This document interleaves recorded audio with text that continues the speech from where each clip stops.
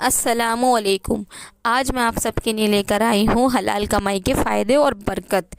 اور امید کرتی ہوں آپ سب اچھے ہوں گے۔ ماشاءاللہ آج بہت دنوں بعد میں ویڈیو لے کر آئی ہوں، انشاءاللہ ضرور واچ کریے گا۔ یہ اردو میں ہے۔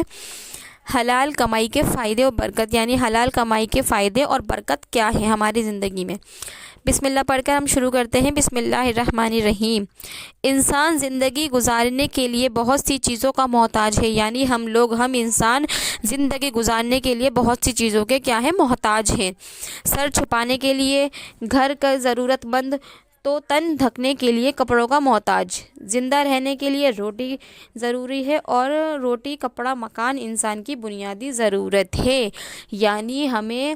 زندہ رہنے کے لیے بہت سی چیزوں کی ضرورت ہوتی ہے جس کا ہم محتاج ہیں۔ یعنی سر چھپانے کے لیے ہمیں گھر کی ضرورت ہوتی ہے، تو وہیں ہمیں اپنا تن چھپانے کے لیے کپڑوں کا محتاج ہوتے ہیں ہم، اور زندہ رہنے کے لیے روٹی کی ضرورت ہوتی ہے۔ گویا روٹی، کپڑا، مکان انسان کی بنیادی ضرورت ہے۔ جو لوگ اللہ کو نہیں پہچانتے، یعنی جو لوگ اللہ کو نہیں پہچانتے اور اس پر ایمان نہیں رکھتے، یعنی جو اللہ کو نہیں پہچانتے اور اللہ پر ایمان نہیں رکھتے، وہ اپنے مقصد کو حاصل کرنے کے لیے، حلال و حرام کام کا خیال نہیں رکھتے۔ یعنی کچھ لوگ ہوتے ہیں کہ وہ اپنی ضرورت کو پورے کرنے کے لیے حلال اور حرام کا فرق نہیں جانتے، بس کمانے کا مقصد رکھتے ہیں کہ ہمیں بس کمانا ہے، اس لیے وہ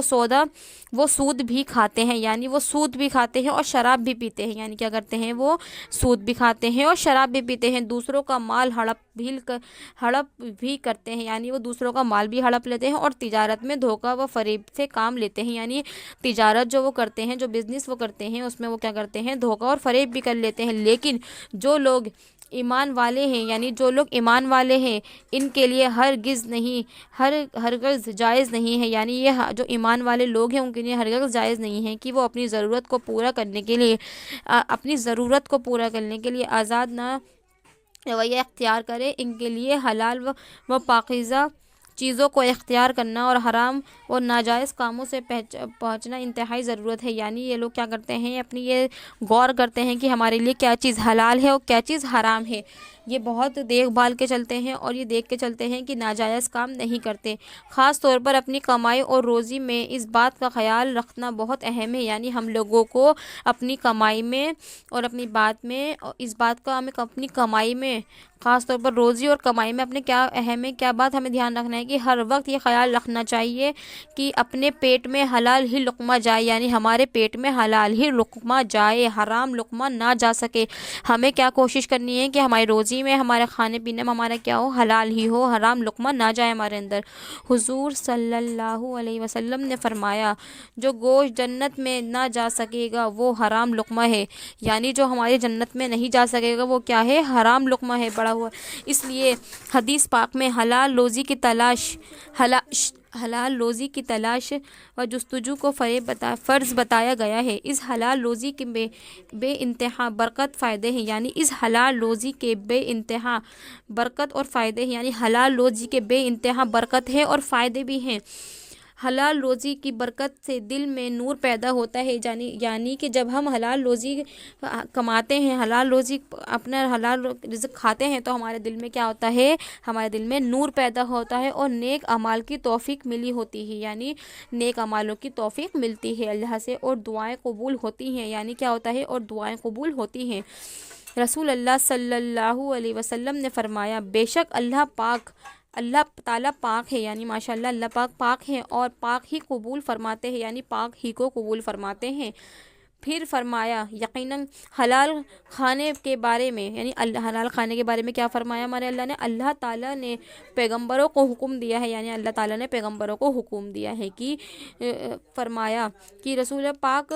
چیز کھاؤ، یعنی پاک چیز کھاؤ اور نیک کام کرو، یعنی پاک چیز کھاؤ اور نیک کام کرو۔ وہی حکم مومن کو بھی دیا ہے، یعنی ہمارے اللہ نے مومن کو بھی یہی حکم دیا ہے کہ ایمان والو، جو پاک چیز ہم نے تم کو دی ہے، یعنی اللہ پاک نے ہمیں پاک چیز جو دی ہے، ان میں سے کھاؤ، یعنی انہی چیزوں میں سے کھاؤ۔ اس کے بعد حضور صلی اللہ علیہ وسلم نے ایسے شخص کا ذکر کیا، یعنی ہمارے حضور نے ایک ایسے شخص کا ذکر کیا جو لمبا سفر کر رہا ہو، یعنی جو لمبا سفر کر رہا ہو اور اس کے بال بکھرے ہوئے ہوں، یعنی بال بکھرے ہوئے جسم پر گرد غبار ہٹا ہوا ہو اور وہ آسمان کی طرف ہاتھ اٹھائے ہوئے یا رب یعنی ہاتھ آسمان کی طرف کیا کرے وہ سفر والے یا رب کہے کہ یہ دعا کر رہا ہو، یعنی دعا کرے کہ یہ شخص دعا کرے تو کر رہا ہے اور حال یہ ہے،